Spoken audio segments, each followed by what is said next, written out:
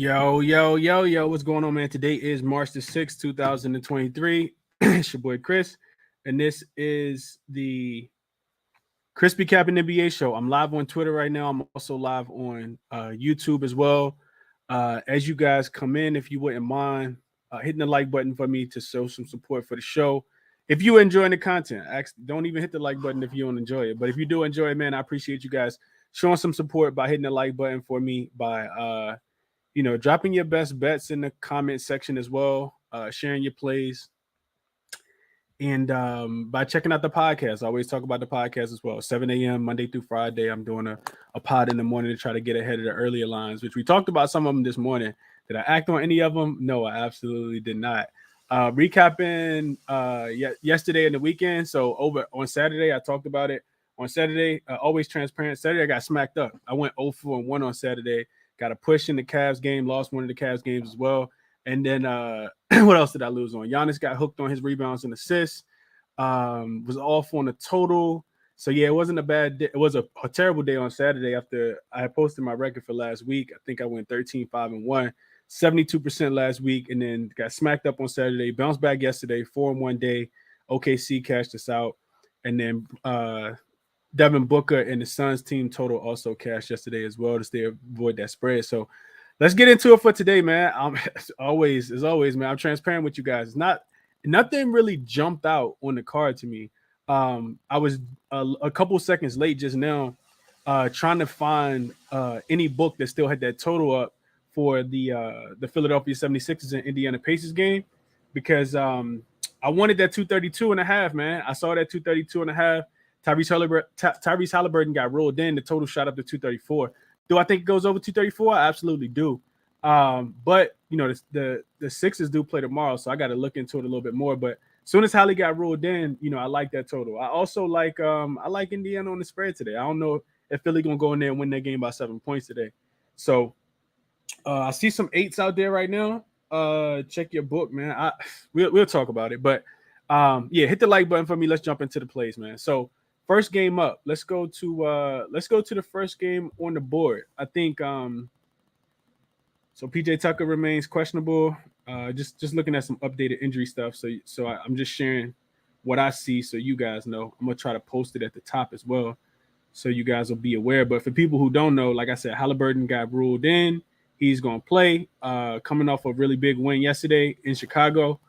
He stepped up, man. He played really, really big yesterday. Hit some clutch shots yesterday. Caruso draped all on him.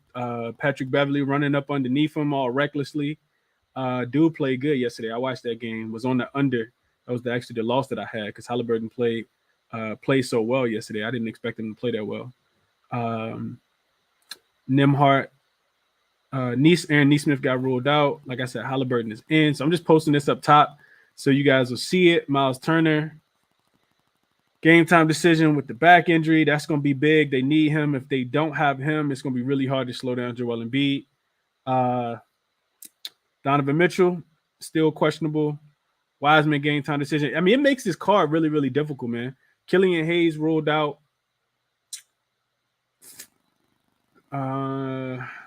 Most of this stuff is for tomorrow. Omer Yurtseven is in. Kevin Love is out. I think that's pretty much it. So that's the injury stuff. As far as the play, so first game up, the Pelicans the first game up, the Pistons, traveling to Detroit to take on the Pistons. The Blazers traveling to Detroit to take on the Pistons in this spot. So spreading this one was at 5.5. It went up to 7 this morning when I did the morning show. Was at 7. Now it's come back down to 5.5. So some money coming in on Portland, which sounds kind of crazy. These are two very conflicting style teams. You look at this Portland Trailblazers team, and they've been good offensively. They got a 3-point win as a 3-point dog yesterday in Orlando, and Dame talked about it, man. It's go time. So if I'm betting anything in this game, it's probably his points. I looked at one thing I looked at was how guards do in Detroit specifically this season. And let me pull it up real quick because I got it. Let me just pull it up. So guards in Detroit this season, specifically. So Tatum's been to Detroit twice. He's averaging 38.5 points. Kyrie, 38, had a 38-point game. Trae Young, 35.5. Zach LaVine, 35.5. Both of those on 2 games, of course. Luka had 35 in Detroit. Ja had 33. Shai Gilgeous-Alexander had 33. Donovan Mitchell, 32. Steph, 32. Jordan Poole, 30. So my point is just that, it gets a really good matchup. Dame in 5 games post All-Star break is averaging 42.2 points, shooting the ball 13 times a game, and shooting the ball almost 26 times a game, and making just under 13 shots. So we know that this version of the Portland Trailblazers is limited. They don't have a lot of scoring. Jeremy Grant, revenge game for him as well. He's averaging 19 points, but then you look at Cam Reddish and guys like Nasir Little. Those guys are averaging 16 and 10. So not a lot of points. You know what I mean? You're relying on guys like Drew Eubanks and Shadon Sharp and Matisse Thybulle. Best of luck. So I like Dame points, man. Did I play it? No. Did the line move? Yes. If I'm playing anything in this game, I'm looking at Dame. I do think that, like I said, Portland struggle against guards, and I would look for him to have the best game, potential 40-point game for Dame. I know he on the second leg of a back-to-back, but they talked about the sense of urgency. Dame's been talking about the sense of urgency for probably like a week now, week and a half. And in all of these winnable games for Portland, because their defense sucks, they have to win. Their defense is atrocious post All-Star game. And a lot of it is because they don't have, Nurkic. With Drew Eubanks down there, it's Swiss cheese defense down there. So will they try to outscore you? They're going to have to. We know on the opposite side, Detroit has really struggled to score the ball recently. Their offense is really, really tailed off. They'll be without Bogdanovich in this game as well. They're without like 5 or 6 people. It's a lot of people. And you got Wiseman also listed as questionable in this game. So should Portland win? Yes. Will Detroit make it hard? Absolutely. I bet against them on Saturday in the first half. And before they start turning the ball over in the third quarter, that game was really, really close. They ended up getting smacked in the third quarter, 42-22. And that's when the game kind of blew open for Cleveland. So those are my thoughts on the game, man. That's how I kind of see the game. I think Portland wins. Do they cover? I'm not 100% sure. Should they cover? Yeah, they should. But like I said, they can't stop anybody. The problem is their offense, I think, is better than Detroit's defense, even though Detroit is a top 5 defense post All-Star break. So that's the way I kind of see the game. Portland, may be able to turn this team over and get out and run in transition. Once Dame get the ball, it's going to be hard for them to guard him, no matter if they try to double or not. So that's how I'm kind of looking at this Portland-Detroit game. On the Detroit side, I didn't really play anything. Coach Casey is trying to develop his young talent, but the minutes have kind of fluctuated between these guys. They got a lot going on in Detroit, so I don't want to bet on any of their player props. I'll be looking towards Portland, even on the second leg of a back-to-back, especially in a winnable game. So those are my thoughts on the first game. Next game up is next game at least that I want to talk about. The Boston and the Cavs game. I talked about this game earlier this morning, man. If you wanted Cleveland, I hope you jumped on them early. I didn't play Cleveland last night. I talked about this last night. Cleveland opened at a -1.5 last night, widely available. As soon as that game went to overtime, it moved from 1.5 to 2. As soon as the game went to double overtime with the Knicks, it went from 2 to 2.5 on the books that I was looking at anyway. And the total started to drop. It was at 220. It went down to 2, all the way down to 218. Since then, of course, Jason Tatum has been ruled out. Of course, Robert Williams is not going to be there. I think Brogdon is listed as uncertain. And Al Horford. Of course, Al Horford don't play back-to-backs. He's not playing in this game either. So it looks like a throw-in for Cleveland. For Boston. But I still wouldn't count Boston out in this one. I know it's coming off a double overtime game. I'm reading the beat writer reports, and it sounds like they didn't get in to Cleveland till about 2:50 this morning, 2:50 Eastern time this morning. But I don't think that I can see this game going a bunch of different ways. So for all those reasons, I wouldn't touch it right now. One thing that I have been talking about is you look at these road teams coming off a home game, road teams coming off road dogs coming off a home loss with no rest. Those teams are 1-22 against straight up, and some like 17, like 6-17 against the spread. So they're losing those games by double digits. Should Cleveland win this game by double digits tonight? They probably should, but Cleveland they do this thing where they kind of play with their food sometimes. And Donovan Mitchell still hasn't been rolled in for this game, which is why I kind of stayed away from this one. As far as the total, I think it's pretty interesting because Cleveland is a really good defensive team, the best defensive team in the league, especially at home is where they play their best brand of defense. But they struggle defending the 3-point line. Boston has had some regression to the 3-point line. Their 3-point shooting hasn't been as great post All-Star break. But they still got guys that can kind of fill it up. And if they're gonna beat you, they're gonna do it from the 3-point line as well. We know that they're not driving to the rim, trying to score a bunch of buckets against the Twin Towers that they got down there with Jared Allen and Evan Mobley. So I didn't play anything in the game. Interesting trend says that the total goes over in some of the stuff that I was looking at. Some other trends said that the game goes under. Also, a little bit worried about Boston, man. I ain't gonna lie to you guys. I'm worried about Boston after I took their team total over on Friday. They blew a 20-plus point lead at home against the Nets. I'm worried about Boston. I see my guy Finesse in here. We're gonna have to talk. But yeah, I'm worried about Boston right now, man. But that's the Boston game. I didn't play anything in the Boston game either. Philly and Indiana, I don't even want to really address that one too much. Like I said, still, it's so many implications with the injury report. I hate it. I typically just bypass those games. I think Joel Embiid is in. Philly is on the first leg of a back-to-back. They play in Minnesota tomorrow to wrap up, I think, a 5-game road trip, I think it is. You look at this Pacers team, they're coming off a really good – both of these teams are coming off, dog wins.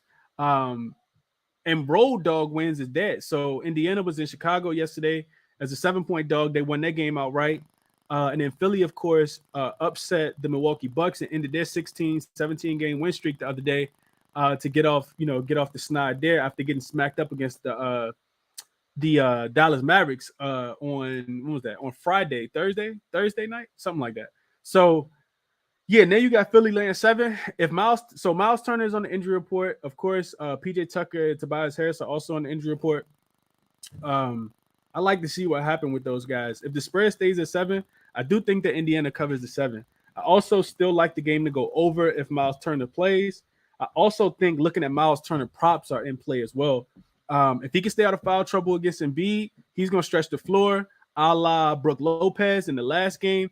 And one thing we know about Joel Embiid, he typically does not like to play defense against centers who stretch the floor. Brook Lopez eats him alive every single time. Miles Turner has a really similar skill set to Brook Lopez with his ability to be able to knock down a 3-point shot. So I'll be looking at Miles Turner props if he is in this game. Maybe his three-point makes.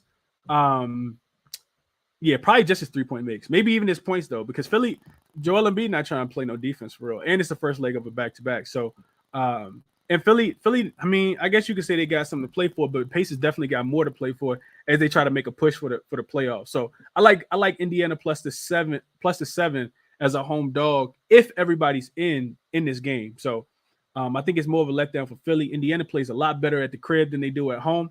So that's the way I'd be looking at that game, but I didn't play anything in that game either. Atlanta and Miami, another interesting game. So of course these two teams just played on Friday. That game on Friday was the second leg of a back-to-back for both teams. Miami was coming off a loss against who did they lose to? I forgot who they lost to. They lost on Thursday though, and they ended up beating Atlanta on Friday. Atlanta was coming off a win against the Portland Trail Blazers, and they lost that game, but they got down big, man. I was talking to one of my guys on Saturday and asked me if I watched the game or not. Atlanta was down, I think, 18, 20 points at halftime. The live spread was 13.5. And I was kind of beating myself up for not taking it, but I didn't take it because I didn't want to be a DJ and just bet the game without watching it. But I said, man, Miami offense not good enough to win any game by 15, 14 points. And I was right. Atlanta went on a big run in the third quarter. They just kind of started the game slow. Now you see the line open at the same as, with both of these teams, having equal rest. Miami, I think this is the third game in a row at home as well. Third or fourth game at home. You see the total go up from 227, which it opened at to 229.5. If I'm playing this game, I'm only looking towards Atlanta. I feel like Miami's just not consistent enough, and I think that Miami's just not that good. I don't want to back Atlanta either, just because I feel like Atlanta got to show me, almost like the Clippers. I haven't bet on the Clippers yet because I feel like I need to see them win. Last night was kind of fluky. But same thing with this Atlanta team. Atlanta's just not a team I want to back on the road. Miami not a team I want to back anywhere. So for those purposes, I didn't play the game. I do like the total to go under, but did I play it officially? No. I just feel like Atlanta's defense should pick up just a tad bit. We know Miami, slowest paced team in the league. They're gonna walk the ball up the court all the time. This is also, playoff revenge from last year as well. Pretty sure Atlanta, want to get this win. I think that they do it on the defensive end, with Miami trying to muck up the game like they typically do at home. So I like the total to go under the 229.5, even though the money's come in on the over. Two more games. So Toronto and Denver. So this spread is interesting. It opened at 7. It's down to 6. The total went from 227 up to 227.5 up to 229.5. So the books are telling you that they think Denver's going to score. They think Toronto's going to score more points, and that Denver. Well, the game's going to score more points, and that Toronto is going to score more points too if their spread has come down in their favor. So when I'm looking at this game, man, I think it's only one way, man. I didn't talk about this publicly, but I was talking about it the other day. Toronto is such a boring team to watch. They literally cannot score the ball. I watched that Wizards game, and I low key wish I would have just watched the paint dry in my house, because it's so boring to watch Toronto play when they're not hitting their shots. Like they just play so bad. Denver ranks first in so many offensive statistical categories. I know that they got Jakob Poeltl now. Kenny guard Jokic, best of luck to him tonight. Toronto is the more motivated team in this spot, though.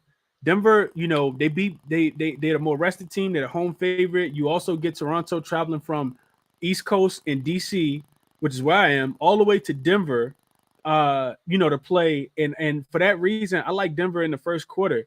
Haven't betted officially yet. I want to wait on the news for MPJ, but the first quarter spread was -2.5. It's come down to -2.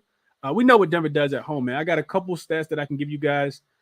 So at home, off a previous home win, Denver is 15-1 straight up, 12-3-1 against the spread, winning the first quarter by an average of 6 points. At home, with a day's rest or more, they're also 7-1 straight up, 6-1-1 against the spread, winning the first quarter by 4 points. And then you just look at them at home in the first with one day's rest after the All-Star break, they are 1-0. But that game came against Memphis the other day, in a game that they did start off pretty slow. Do I think they start off slow in this spot? I don't. We know Jokic typically plays the whole game. And in Toronto, I checked. One thing I checked was Toronto has actually struggled. They haven't won a first quarter post All-Star break in road games. I think they played 3 so far, and they were losing at the end of the first quarter against the Washington Wizards both times. They played the Wizards on Thursday, and they played them again on Thursday. Yeah, they played them on Thursday and Saturday. Yeah, they played them on Thursday and Saturday. They were losing the first quarter of both games, and then I can't remember who they played last week, but they played another team on the road. They lost the first quarter. Now you're talking about playing against the number one offense in the Western Conference in the first quarter, especially at home. So it's this one, I know that the line's coming down, but it don't make a lot of sense to me. Michael Porter Jr., no Michael Porter Jr. I think it's just, I think it's Denver or nothing, especially in the first quarter. But like I said, I haven't played that yet. Probably my top play in that game and what I'd be looking at. Also, I know Jokic triple-double has been cashing left and right. Should he get another one tonight? Absolutely. At home, I think they something like 23-0, 24-0 when he gets a triple-double this season. We know, it's a debate whether he's stat padding. I think he going out there, his game resembles a triple-double. So if he close, why not, get one extra rebound, 2 more assists, whatever the case you might need. You need to get the triple-double. So with the spread coming down, to me, it indicates that, at least the books think it's going to be a closer game. But if I'm playing this game, I'm laying the 6 with Denver. Just because Toronto struggles to score, man. They really, really struggle to score the ball. And they have one of those lulls where they don't score the ball. Denver, this one could get out of hand. And pretty quickly too. But I wait to get the best number with Michael Porter Jr. If Michael Porter Jr. is ruled in, I don't anticipate that he'll move the spread that much. Might go back up to 6.5 if you want the full game. But if he gets ruled out, you might get a better number. It might move down to 5.5, just depending on how the money moves. And then the last game up, we got Sacramento at home hosting the New Orleans Pelicans. Total in this one opened at 239. It's down to 237.5. De'Aaron Fox is listed as questionable in this game. I think he's a true game time decision with the hamstring injury. We also know he got a wrist injury. And the spread in this one opened at Sacramento laying 6. Is now down to 5.5. And for good reason. Sacramento is the best offensive team in the league post All-Star break. They're rated number 1 in a bunch of different categories, but offensive rating, they are the best. They're averaging the most points, but they also giving up the most points. They got the worst defense in the NBA. And I talked about this on the morning show, but if you go back and listen to any of the post-game interviews after they just lost their most recent game against the Minnesota Timberwolves on Friday night. Was that Friday? I think it was Friday or Saturday. Friday or Saturday.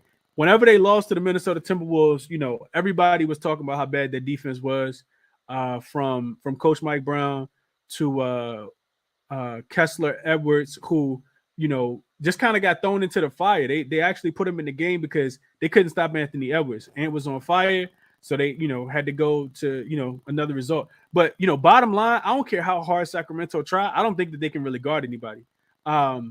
Of course, you can do it for a specific amount of time. You can get a couple stops when you need to, but you go with what you know, and what you know is how to score the ball, how to push it in transition. And I think that's what Sacramento is, which is why I don't think that they're going to win, because they literally can't stop anybody. This team can't stop anybody. I know Valanciunas is listed as questionable in this one.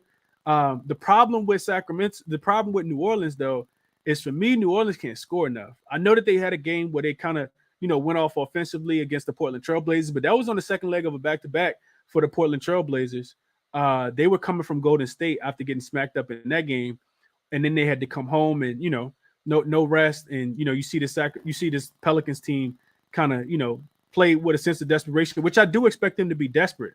I just don't think that they win this game. I wait to get the best number with Fox in, because I don't feel like the Pelicans have enough to slow him down. And I know that they're a defensive team, but to me, I talked about this a couple weeks ago. I'm not taking the Pelicans to do anything special, man. Like they just lack offense. Jose Alvarado's out. And I'm not Brandon Ingram can get whatever it is that he wants, but I can't rely on CJ McCollum with the wrist injury. And I also can't rely on Trey Murphy and Herb Jones to knock down shots and to be able to keep up with this high octane Sacramento Kings team. So if Sacramento plays the defense that they're supposed to, being that they've been giving up 130 plus points in every single game post All-Star break, then I think that they win this game, pretty convincingly, maybe 7-8 points.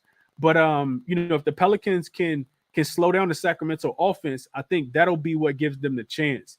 Either way, and I know it's scary, I like the under. Am I going to play it? Absolutely not. And those are my thoughts on the game. I think I'd also probably be looking at Sabonis rebounds plus assists in this one. Might be better to get on that number before De'Aaron Fox gets ruled out, but I don't know what Fox gonna do. Either way, I like that number a lot, especially with Valanciunas being listed as questionable. I'm pretty sure Valanciunas probably won't play in this game. If I had to say in this one. So official plays for me, I know it's it's 6 games on the card today. I don't have a play. I haven't played anything at all the whole day. Like, I just feel like it's too much conflicting stuff. It's nothing that I absolutely love. And I already start capping the game for tomorrow. I already start looking at the games for tomorrow, because it's about 8 games tomorrow that I really, really not that I really, really like, but it's I think it's 9 games tomorrow. So I'm already looking ahead to tomorrow.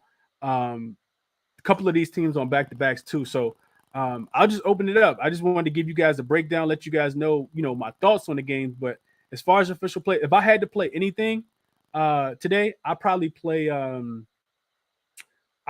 Denver. Denver first quarter, probably my strongest look, minus the 2. And then I also would be looking at the over between the Philadelphia 76ers and the Indiana Pacers over the 234. As long as Miles Turner gets ruled in.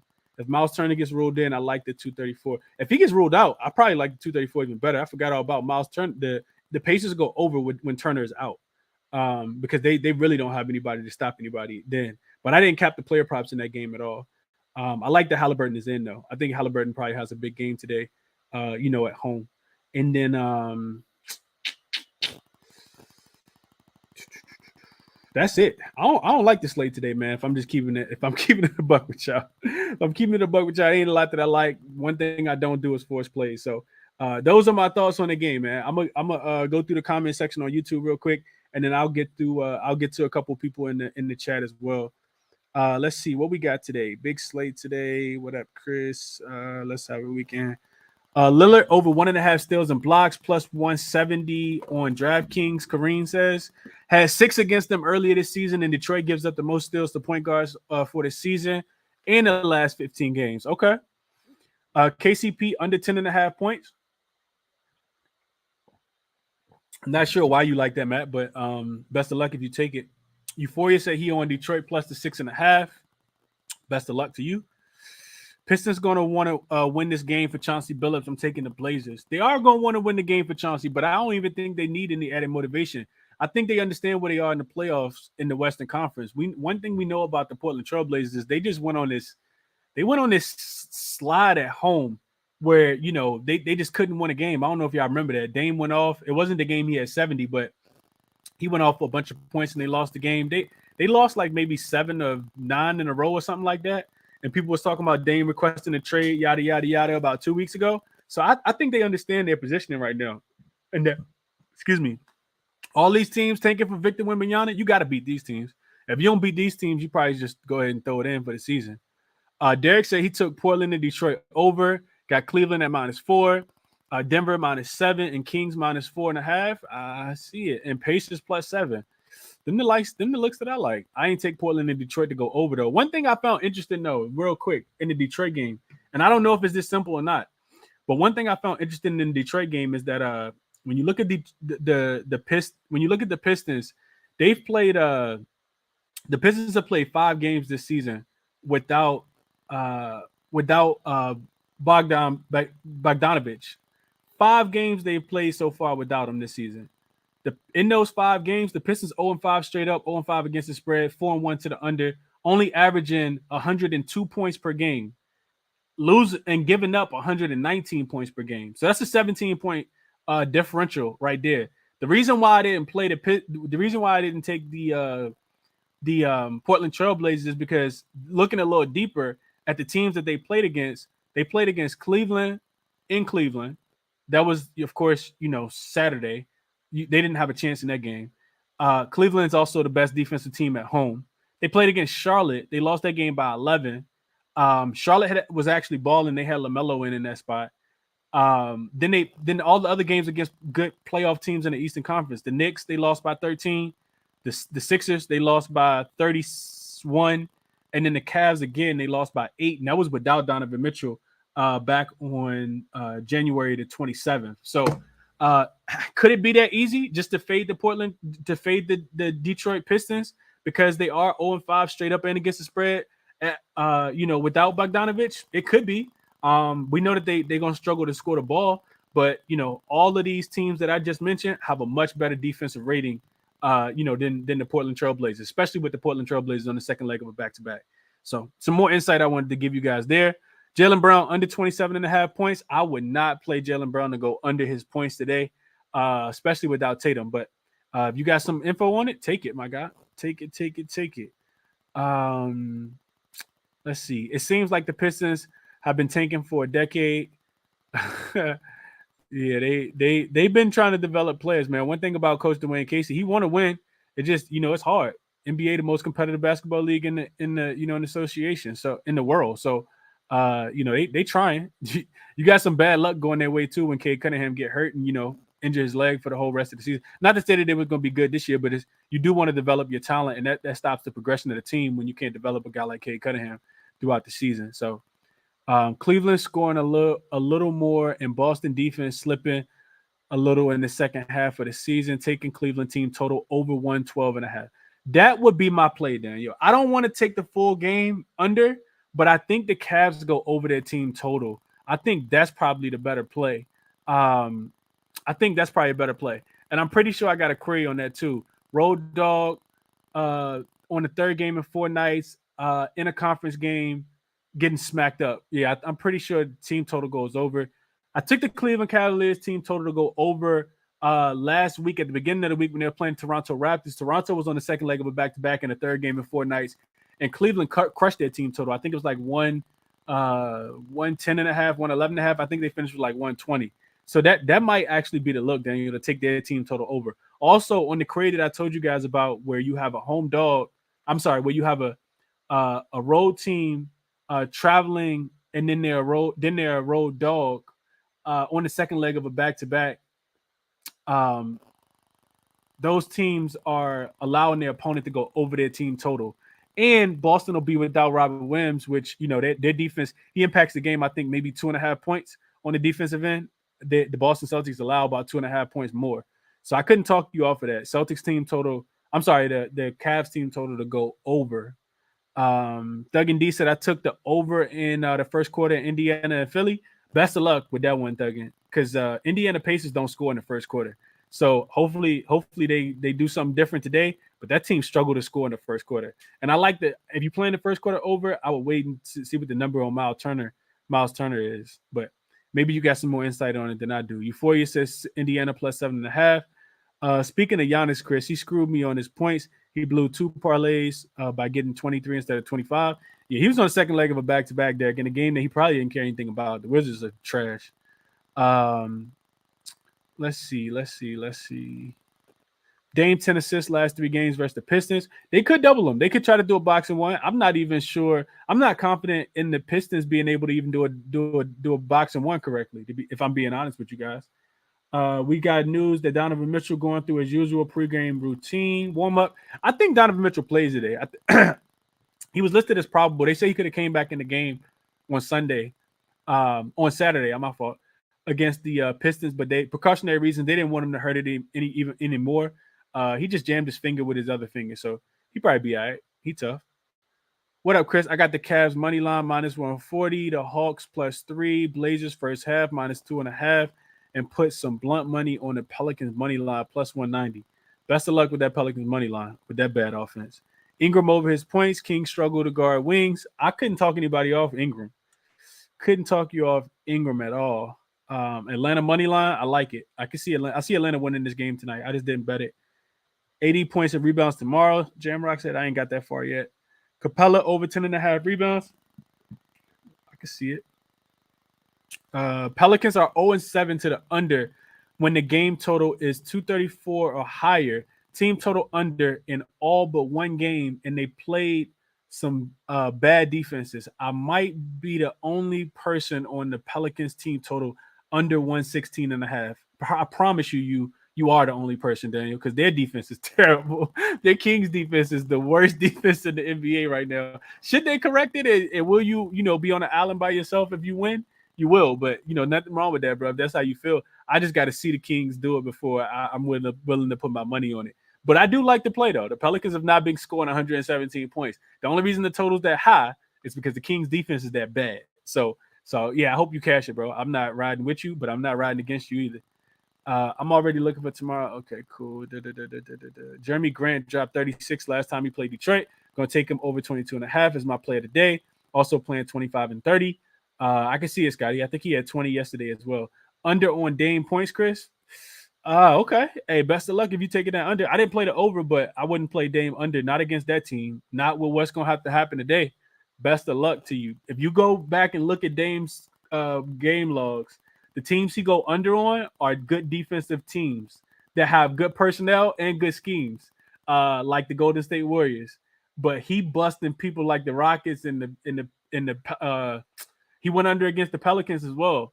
Pelicans also have Coach Willie Green. He's not gonna let you score that many points. They got the personnel with Herb Jones and everybody, running them off the 3-point line as well. Detroit, I don't know about it. I don't know about it. Portland got a win tonight. Next 6 games are Boston, Philly, New Orleans, New York, Boston, and the Clippers. They better get this one. That's a fact, guy. I didn't look at that.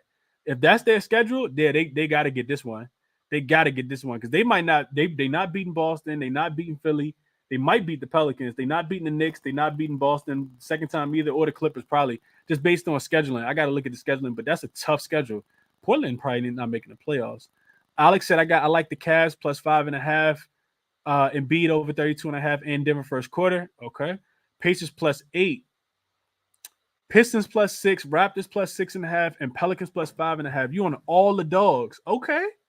Best of luck to you, bro. Sheesh. Detroit team total under. I couldn't play it. Best of luck to you, though. I'm almost done. I'm going to get to the chat. Y'all dropping a lot of plays. But Brogdon over 15.5, 76ers first quarter. I didn't know Brogdon was listed. If Brogdon's listed, I'm probably going to be looking at Brogdon too. He going to have the freshest legs. He's the only guy that didn't play in that back-to-back. He also didn't play in that game against the Knicks against the Nets on Friday. Brogdon should be the top look if you're playing anything in that game for the Celtics side. Jokic over 22.5 points. Sabonis 12.5 rebounds. I can see that. Brogdon points without Tatum. I like it. I like Brogdon. Yeah, I like Brogdon. I'm glad somebody mentioned that. I didn't know for sure he was going to be back. DR99 said he's on Embiid over points.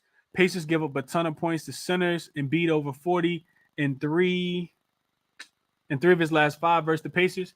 The thing about Embiid is Embiid does play tomorrow. You guys got to keep that in mind as well. He got Rudy Gobert up tomorrow. So I couldn't talk anybody off of Embiid. I do think that they're probably going for the win, but that's just my thoughts. I don't like taking players to go over when they're on the first leg of a back-to-back. It seems like it goes under. You know what I mean? Whether it's a blowout, whether they blow out the Pacers, I'm pretty sure the Pacers not gonna blow them out. But it's always something funky that happened on the first leg of a back-to-back. Go back and look at the stats. When your plays don't cash, a lot of the time it's because you take an over and the over doesn't cash because, like I always say, players trying to leave something in the tank for tomorrow, especially if they know they on the first leg of a back-to-back. What up to my guy Sam? Coop said I almost forgot Trae Young bounce back game after his season low on points. Yeah, I like Trae Young to do his thing today. One thing about the Heat, they're not really guarding the 3-point line, and Trae got help this year, man. He played the last game like he was in the playoffs of last year. Remember, he got locked up against the Miami Heat last year in the playoffs. He had a bunch of these little 7 and 8, 9, 12-point games. Really underperformed in the playoffs, and that game, on Friday was reminiscent of this game. His last game was reminiscent of last season, is what I'm trying to say. Do you ever bet dogs ever? What's your best dog percent? Your best dog bet? What's your dog bet percent? I don't know. I have to look at it, go through all of them. But I do bet dogs. I bet dogs all the time. If I'm betting the dog today, it's the Pacers plus the 7. I think that the Sixers win, but I'm not doing it if Miles Turner's not ruled in. Maxey over 21. He is 3 for 3 in his last 3 games. There might be time for some regression. Freaky Tweaky 03. You're not gonna always go over your. Eventually you got to tail off. So can Maxey do it again? He can. Pacers play better defense at home, though, is what I tell you, especially if Miles Turner gets ruled in. But that's what I got, man. Hit me with the request if you guys got anything that you want to share, any questions you want to ask. Try to get to as many people as I possibly can in the next 20 minutes. I'm gonna kick it off with my guy Canadian Cam. Cam, what's going on, man? How you doing today? I'm good, man. How you feeling? I'm good, man. I'm good. What's going on? Good, man. I had a good weekend. I kind of shifted my focus because we have enough information, so I started to play sides, and it's going well. So I got a couple plays, actually. I didn't love the slate as much either, but then I ended up with more plays than I expected for a couple of reasons. So the first one is that Detroit Portland game. It's one of these things where I just think don't overthink it the same way everybody overthought the Chicago Phoenix one and they declared that easy. This is the same thing. I took Portland first half. Last time they played this team, they completely mollywopped them. It was an absolute destruction. And they still didn't have, Nurkic barely played that game. Drew Eubanks came in and put up a double-double. I mean, Simons did go off for 30, but realistically, I'm not too worried because Detroit's missing half of the team that they had on the floor. So I took them first half, as well as I took Jeremy Grant's points first quarter, over 5.5. When you look at who's going to score on the team, it's just the fact I think Jeremy Grant's going to be aggressive. Dame doesn't score a lot in the first quarter. He actually only scores around 7 points. He's more of he gets going and then takes off. So I think Jeremy Grant will probably be the aggressor in the first quarter, and over 5.5 for me at nearly even makes too much sense. Really just needs 2 trips to the line, and we're good on that. So those are my plays for the Portland game. I am on Boston, but this was before I knew Tatum was ruled out. I still like them. I took it. I got them at +6, and it's locked in, so not much I can do about it. I would prefer the +7.5. But Boston just doesn't lose in this spot. I mean, they're 8-1 in this spot, so I don't think they're going to win the game, but I think it'll be close enough. I think Cleveland will let them stay in the game, and it's just I'm betting on Boston to have some pride. That's basically it at this stage. Like, I don't think they can come out here and lay an egg against this Cleveland side. Things are ramping up, and I'm just betting on them to show up in that space. So I got Boston +6, unfortunately. So if anybody does like Boston, obviously take the +7.5 or +8 over their DraftKings. For the Raptors game, so I have one official play, and that's Fred VanVleet. Over 7.5 assists. He's hit that since he's come back. Even when he's not scoring, he's been fun, and his teammates a lot more, and that has a lot to do with Jakob being there. He gets about 3 or 4 assists to Yak off the pick and roll a game now. He consistently looks for him. A lot of people probably don't remember, but Fred and Yak have a very good relationship based on they were part of the whole bench mob team before we traded Yak away. So this isn't like a new player for him. The reason the chemistry is there, the reason he's able to find him, it's like this is just playing with his homie again. And you can see it, like, it instantly. Fred's assist went from around 5 or 6 averaging to like 8, 9 with Pirtle in the lineup because he's feeding that big man. So Fred over 7.5, and yeah, that's it for me on those plays for the day. Say them one more time for me, Kim. So you got Portland first half. Portland first half. What you get them at? Minus what? 2.5, 1.5? Minus 3.5. I got them. Minus 3.5. Okay. Yeah, and I like that number. I think I'm comfortable with it. Portland minus 3.5. I got Jeremy Grant to go over his first quarter points at over 5.5. So that's minus 5.5. Sorry, so just to get 6. I got Fred VanVleet over 7.5 assists. And I took Boston +6, which again I took that before the Tatum news. So I'm just I don't know if you want to play it, but I just really like Boston in this spot. I just have a feeling they'll figure it out and have some pride. And then I do have a lean towards the Hawks, just straight up money line. This away and away thing. Typically, whoever won the last game doesn't win the next game. It's from what I've seen. That's why I bet the Raptors. I put a pretty big lay on them when it was like against the Wizards, because this whole way away or back home and away, whatever, when you play the same team in the regular season, you rarely see that second team lose unless they're really bad. And I don't think the Hawks are that bad of a team, so that's a lean for me. Got you. Okay. So Cam got 4 officials, and he dropped the lean that he got as well. Appreciate you, Cam. Hope you catch the looks, bro. Respect. Absolutely. Let's kick it to my guy Dream. What up, Dream? What's the vibes, man? How you? I'm good, Dream. I'm good. Talk to me, man. What you got for me? What you got for the people today? A little more analysis than actual plays, but I'm on the Grant over points. Everything that everybody said, I agree with. FanDuel got a nice player performance double of 25 points and Portland to win. So if you're thinking of laddering Jeremy Grant points, which I'm a ladder him through 35 on points bet. But if you're thinking about laddering to 25, to me that's better value because you probably get like plus 130 or something from FanDuel for 25. So I'm on that, but I want to mention that it's Marcus Smart birthday. My boy Josh in the comments telling me to stop it because I've been on assist ladder the last couple games. But man, look, I'm probably gonna run this assist ladder back one more time. When he played Cleveland last time, he had 6 assists in the first half. Then got in foul trouble, so he finished with 7. And that night, I had him like 10 assists at like plus 1,700, so that's pain. But I'm going to run that back, just a ladder, not an official play. But I want to talk about the Detroit game and what to look for. The lines haven't dropped yet for the most part, but I love betting Detroit. I think I know the team pretty well. Ivy, he hurt me last time, but you cannot look away from his points. It's probably 16.5 right now. He should get the most shots, or especially the most usage with Killian Hayes out. Or even if you want to look at his points and assists, even his double-double. Like, I can see him having a lot of usage tonight. And Marvin Bagley and Diallo. So Bagley, I think he's had 20 points 3 straight games, and he's going to get some rebounds 9 times out of 10. I got him at 20 points, 12 rebounds at plus like 1,200, 1,400 his last game. So Portland, they don't defend centers well at all. I think centers score the most points against Portland. And most rebounds, Dream. Lord have mercy. So, and if you ever watch Marvin Bagley play, like, bro, he loves his numbers. Like, like he's one of them dudes that miss. It seemed like on purpose just to get offensive rebounds. So call him Giannis. Call him Giannis. Giannis Bagley. yeah.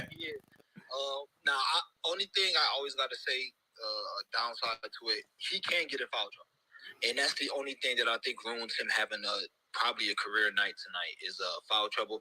And then Hamidou Diallo, I think that's how you say his name. Hamidou Diallo. Hamidou Diallo. Okay, boom. Love him tonight. I'm expecting his points to be 15 and a half. He got hooked on 14 and a half last game after scoring 10 in the first half. But that was against a Cleveland team that blew him out. Game was over. It was no need for him to come back in, and they have way better interior defense. Portland, again, has no interior defense. All he's going to do is drive. That's it. If he shoot a jumper, it's going to be like 19 feet, and it's because he's wide open. But he's going to drive the lane. So those are the three I'm going to be keying on tonight. And I'm definitely going to be laddering Bagley points and rebounds, whether Wiseman plays or not. Because when he plays, they split minutes, so they may play together. Wiseman is cool if you want to be on him, but he's not my cup of tea. He's a little too consistent for me. So I just wanted to put that out there. Appreciate you, Dream. I had the same thoughts about Bagley, but like you said, with Wiseman, being there, I don't know. It just I just don't like it, man. I don't like it. I just don't. But somebody going crazy tonight, because Portland got Eubanks out there. That's pretty much it. So I definitely like that look, James. I like that look a lot. Hold on. Wiseman, I think unless he got ruled in the last couple minutes, he questionable. I don't think he's gonna play tonight. No, right. But what I was saying was, I was just saying that when I was looking at, I'm always trying to attack Portland, their bigs, and when I saw that Bagley, when I saw that Wiseman was questionable, I was like, well, I'll kind of wait until the last minute, which is why I didn't talk about liking Bagley today, because I just kind of got away from it. But yeah, he was the reason why I didn't cash, and I took the first half. I took the first quarter, first half for the Cavs -5 and -9 on that game on Saturday. And bro, it didn't cash because he was the one that was out there killing Mobley and Allen and blocking shots and getting. I'm like, bro, who is this guy? So yeah, I'm with you, Dream. I'm definitely with you. He should definitely be the guy. Thank you, man. Let me say one more thing. Yeah. Whoever wrote that blunt money bet, I don't know if y'all got that from me, but that warmed my heart. For somebody to say they was blunt money. Yeah, somebody did see that. You saw it, Dream? I heard you talk about it. I heard you talk. Yeah. They jocking your flow, but just sprinkles, man. Use it, man. Sprinkles. I like it, Dream. I like it, bro. Appreciate you, man. Best of luck tonight. Yeah. All right, cool. We got, let's see, Cam, coming back to you. What up, Cam? Yeah, I got one more thing to say that I DM'd you it, but if you're looking to play a total in the Raptors game, anybody, I think it's high, and as you eloquently put it, we suck at scoring the ball. So realistically, if we get off to a hot start, or either team does, and you see that line move to like 235 or something like that, hit the under, because at some point in the game, the Raptors will go cold, and they won't be able to hit any shots. And normally when that happens, their defense actually gets better, and they'll do the same to the other team. So it'll just turn into a really, really ugly, boring game, but then your under's pretty locked in. It's something that I'll be watching for, and I might put it out if I see it, but it's always hard to get that live play out for an under, for people to take advantage of when it's at the time. But if I see a plus 230 something, I'm going under for sure. Yeah. Okay. I think that's good insight, and that's what I'm gonna do tonight too. I'm gonna jump into the rest of these games a little bit more for tomorrow, but I will be watching the games and making a few live bets as well. I might tweet a few out. If I see anything get out of hand that I think is gonna regress back to the mean, I'll definitely let you guys know. But yeah, really good insight, Ken. Really good insight there. Real quick, I want to mention this real quick. Shout out to Durag Hoops. He said he on Capella again tonight. He said he's over 20 and a half points plus rebounds in 27 of his last 30 games of just 23 minutes. 29 points plus rebounds in 23 minutes last game, 13 rebounds. And I have to assume he lost 3+ minutes at the end due to management on the back end of the back-to-back. Fully rested here, and another huge seeding game for both teams. That's a pretty good write-up, man. Capella tonight. They don't have a lot of big men. I know Yurt 7 is gonna make his his debut, but Capella, he took him at looks like he took his points plus rebounds on FanDuel at -104, and then on PointsBet he got Clint Capella double at plus 175, which is not a bad look at all. Clint Capella to get 14 rebounds is plus 400 if anybody wants to sprinkle on that, and then Clint Capella to get 16 rebounds is plus 1,000. Okay, so just wanted to share that. Appreciate you, Caden Caps. Appreciate you, my brother. Well, it came from Durag Hoops, but he sent it to me from Caden Cap. So just wanted to share that one as well. Let me get my guy Finesse up, and then Fat Dre, I see you too, bro. I'm gonna get to you. I'm gonna get you up next, Fat Dre. Finesse, can you hear me, bro? Yo, what's good, bro? What's shaking, man? How you? I'm good. How you doing, bro? I'm good, man. I'm good, bro. Same old shit. You know it. Yeah, like you said before, slate is really ass. I mean, just a mess of a day with the injuries and stuff like that. So, got a couple of players as always. Hold on, let me get to it. I'm sorry. All right, so I'm gonna just run through this quick. If you guys want the full write-up, I just posted it on my page. Buddy Hield, 15 plus points. This line kind of fluctuated. Some injury news came off the board. It's now playable again as a straight. Best odds are -130 on MGM. Prefer him at home. That's really the only place I'll take him if it's not a great matchup. Look for him at home. He's covered in 15 of his last 20 at home, taking nearly two more shots and 2 more threes in his last 10 home games compared to his last 10 road games. So we like that. Shooting better this season at home and averaging a full point more at home. Big thing I look for now with player props with the lines being so sharp is consistency and volume, and I think that's what we're going to get here. 7 plus 3-point attempts in 8 of his last 10 games. He's covered in 18 of his last 22 and getting that volume. He's getting 62% of his overall points from 3 in his last 7 games, which is good for this matchup. Philly's defense has been elite all year in many different areas, but the weakest part of that defense, especially lately, has been defending the 3. Over the last 5 games, Philly ranks 29th in opponent 3-point makes and allowing teams to shoot over 43% from 3. Philly's also allowed the second most 3-point makes from above the break area of the 3-point line, which is basically anything that's not like the sideline 3. That's above the break. And Buddy leads the team in makes and attempts from that area of the 3-point line. So we love that. Also great history versus Philly. He's covered this points line of 3 of his last 4, and 8 of his last 10 versus Philly. He's covered in 10 of 11 versus Philly when playing 28 plus minutes, which I expect that tonight. Dropped 25 points in his only other home game as a Pacer, and he's attempted 10 plus threes in 8 of his last 10 versus Philly. So I think the volume will be there. If he's hitting threes, this could be a first half catch. So I love that. I'm also on Sadiq Bey over 1.5 made threes. Think it's a great spot again. Consistency and volume is what I'm looking for. He's getting consistent minutes coming off the bench. Some of this is going to be from my man MJC's write-up, so shout out to him. He's getting consistent minutes as of late, 27 plus in his last 4 out of his last 5 games. Only missed being 1 in foul trouble. He's getting the attempts, 8 plus 3-point attempts in 3 of his last 5. If we look on the road, 6 plus attempts in 4 of his last 6. So we like that. Sorry, let me get to this other part. Miami's allowing the fourth most threes in the last 7 games. And Sadiq has 3 plus threes in 5 or 7 of those matchups. He's been great on the road at home versus Miami as well. You mentioned it before how they like to play Miami. We saw the role players play a big part last matchup a couple of days ago in Miami. We saw DeAndre Hunter go off. I was on him and he balled out. And we also saw Sadiq ball out going 4-8 from 3. So I think it's more the same. I think DeJounte Murray does have a better game. He was horrible last game. So I think he has a better game, but still plenty of room for Sadiq to hit 2 plus if he's taking 6 to 8 threes. So Sadiq Bey over 1.5 threes and Buddy Hield 15 plus points. Okay, Sadiq over 1.5 threes and Buddy Hield 15 plus points for my guy Finesse. Okay, I can see both of those cashing for sure. Since Finesse started talking, we got a few updates. We have PJ Tucker just got ruled out, and Tobias Harris also just got ruled out. So that is another reason to like Maxey. Also, Jaden. Is it Jaden? Is it Jaden?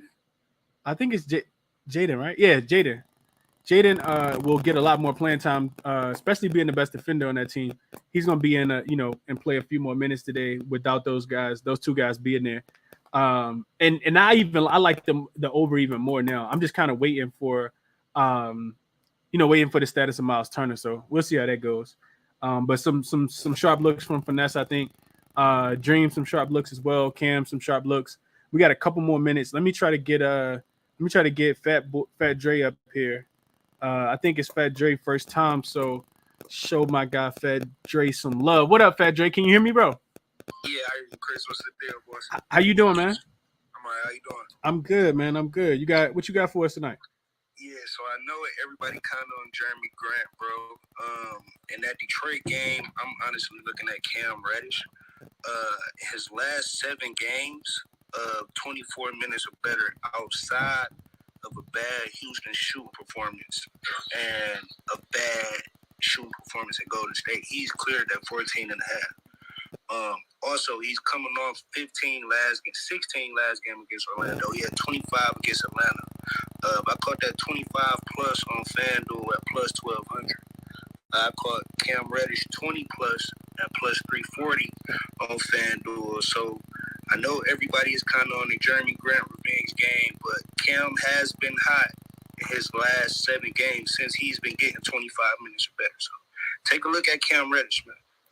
Yeah. And also, I got a lot of. I'm gonna go ahead and jump in. I'm gonna go ahead and drop in the jumbotron since you guys kind of been, just things that I took from the space and put together. Oh, nice. Okay, appreciate that, Fedre. Appreciate that. So I posted it up top that Donovan Mitchell, I think is the third one over. Chris Fedor, I think is how you pronounce the name, said that Donovan Mitchell just completed a pregame workout like a guy who's going to play today. So I talked about that earlier, thinking that he was going to play, and then Underdog just tweeted out that he is listed as available to play. Miles Turner is also listed as available to play. So I think I'm gonna jump on the Pacers. I like the Pacers in this spot tonight. Let's see what the line goes to.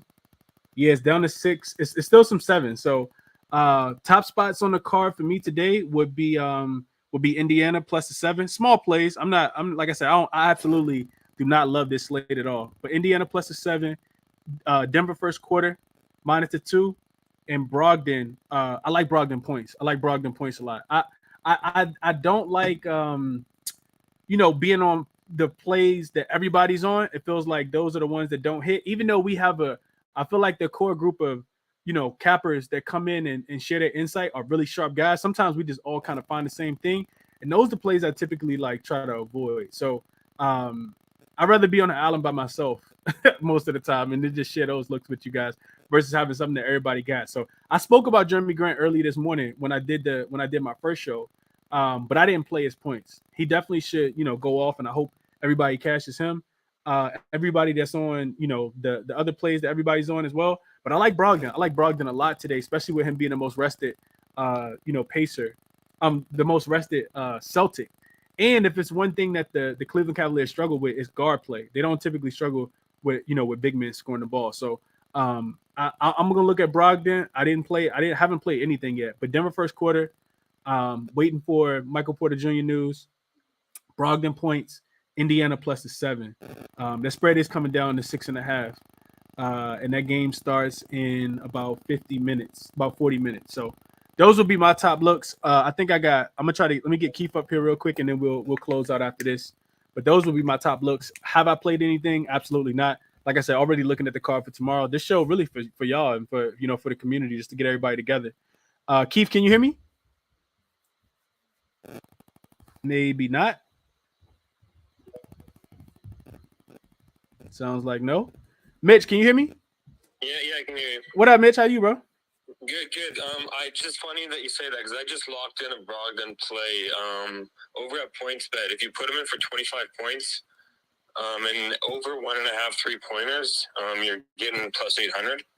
Oh, I think Lord. I think it's 750 straight up for just a 25. But what I did was I had that like daily booster or whatever it was. So I put Brogdon for 25. Brogdon over is 15.5.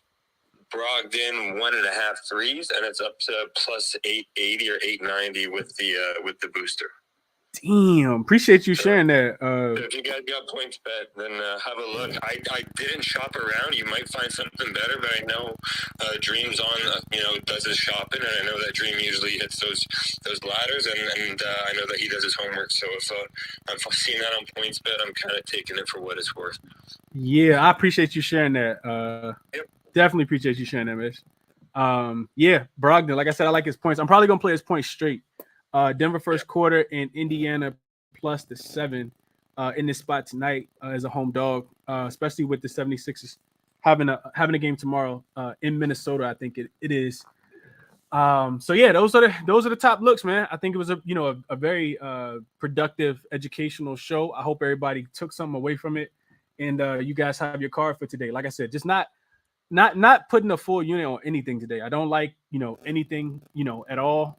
Really, just don't feel like gambling tonight. If I'm being honest with you guys, but I'll be back tomorrow morning as always, 7 a.m. Cashed It with Chris show. Hopefully you guys have a good night and win your bets, and we'll talk about tomorrow's card in the morning. Best of luck to you guys tonight. I'm out.